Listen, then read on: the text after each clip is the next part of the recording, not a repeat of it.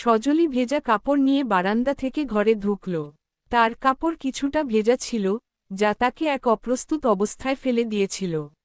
সেই মুহূর্তে আমার ভেতরের পশুটি জেগে ওঠে, আমি তাকে কোনো সাহায্য না করে বরং তার সেই অসহায়ত্বের সুযোগ নেওয়ার ফন্দি আঁটলাম।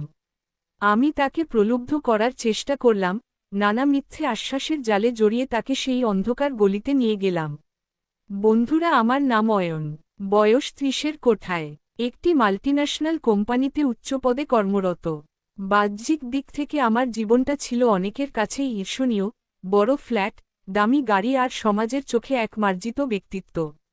কিন্তু মানুষের মনের গহীনে যে অন্ধকার গলি থাকে, সেখানে মাঝে মাঝে এমন কিছু প্রদীপ জ্বলে ওঠে, যা আলোর বদলে ধোঁয়া ছড়ায় বেশি। আমার জীবনেও সেই ধোঁয়ার প্রবেশ ঘটেছিল খুব আকস্মিকভাবে। বাড়িতে একা থাকার অভ্যাস আমার দীর্ঘদিনের। বাবা মা গ্রামে থাকেন, আর আমি শহরের এই যান্ত্রিকতায় নিজেকে মানিয়ে নিয়েছি। ঘরের কাজের জন্য ছিল সজলি। সজলি গ্রাম থেকে আসা এক চঞ্চল মেয়ে, যার বয়স ২০-র আশেপাশে। তার সারল্য আর অনাড়ম্বর জীবনযাপন প্রথম দিকে আমার কাছে সাধারণ মনে হলেও, সময়ের সাথে সাথে আমার মনের ভেতরের সুপ্ত লালসাগুলো মাথাচাড়া দিয়ে উঠতে শুরু করে। শুরুটা হয়েছিল খুব তুচ্ছ ঘটনা দিয়ে। অফিসের কাজের চাপে আমি যখন অস্থির থাকতাম, সজলি এক কাপ চা নিয়ে ঘরে আসত। আমি লক্ষ্য করলাম, ইদানিং তাকে দেখার সময় আমার চোখে এক ধরনের কুঞ্জর খেলে যাচ্ছে। সে যখন ঘর পরিষ্কার করত বা আলমারির ওপরের ধুলো ঝাড়ত, তার শরীরী ভঙ্গিমা আর অনিচ্ছাকৃতভাবে হয়ে যাওয়া অসংযত পোশাক আমাকে এক ধরনের নিষিদ্ধ মোহে জড়িয়ে ফেলেছিল।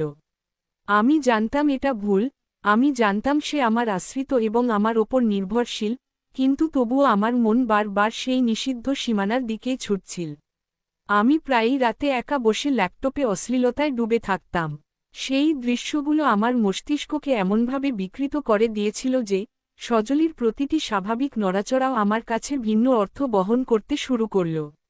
আমি তার অজান্তেই তার দিকে কুদৃষ্টি দিতে থাকলাম।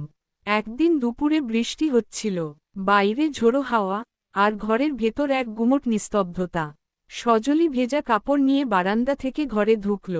তার কাপড় কিছুটা ভেজা ছিল, যা তাকে এক অপ্রস্তুত অবস্থায় ফেলে দিয়েছিল। সেই মুহূর্তে আমার ভেতরের পশুটি জেগে ওঠে, আমি তাকে কোনো সাহায্য না করে বরং তার সেই অসহায়ত্বের সুযোগ নেওয়ার ফন্দি আঁটলাম। আমি তাকে আমার ঘরে ডাকলাম কোনো একটা অছিলায়। সে যখন ঘরে এল, আমি তাকে কাছে টেনে নিলাম।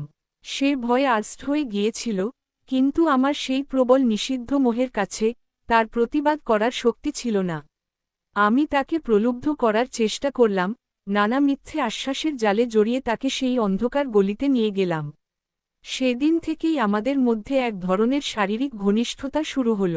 আমি জানতাম আমি তার সাথে চরম বিশ্বাসঘাতকতা করছি। সে ছিল আমার কাছে নিরাপদ আশ্রয়ের আশায়, আর আমি তাকে আমার লালসার বস্তুতে পরিণত করেছিলাম। প্রতিবার সেই অবৈধ সম্পর্কের পর যখন সজলি ঘর থেকে বেরিয়ে যেত, আমি আয়নায় নিজের মুখ দেখতে ভয় পেতাম। আমার মনে হতো, আমার ভেতরে যে মানুষটা ছিল, সে ধীরে ধীরে মরে যাচ্ছে। সজলি মাঝে মাঝে কাঁদত। সে বলত, সাহেব, এটা তো ঠিক হচ্ছে না। লোকে জানলে কি বলবে? আমি তাকে টাকা বা উপহার দিয়ে চুপ করিয়ে দিতাম। আমি আসলে তার দারিদ্র্যের সুযোগ নিচ্ছিলাম। আমি তাকে দিয়ে যা করাচ্ছিলাম, তা ছিল এক ধরনের মানসিক ও পাশবিক অত্যাচার, যদিও আমি তাকে বোঝাতাম যে এটা আমাদের গোপন ভালোবাসা। কিন্তু ভালোবাসা আর লালসার মধ্যে যে বিস্তর তফাত, তা আমি তখন বুঝতে চাইনি। দিন যত যাচ্ছিল, আমি তত বেশি করে এই অশ্লীলতায় ডুবে থাকছিলাম। সজলির প্রতি আমার আচরণ আরও কর্কশ হয়ে উঠছিল। আমি তাকে মানুষ হিসেবে না দেখে স্রেফ এক ভোগের সামগ্রী হিসেবে দেখতে শুরু করি। তার সম্মান, তার ভবিষ্যৎ, সবকিছু আমার কাছে তখন তুচ্ছ। আমার সেই কুঞ্জর তাকে প্রতিনিয়ত বিদ্ধ করত। সে বাড়িতে থাকলে আমি কাজে মন দিতে পারতাম না। এক অদ্ভুত নেশা আমাকে গ্রাস করে ফেলেছিল।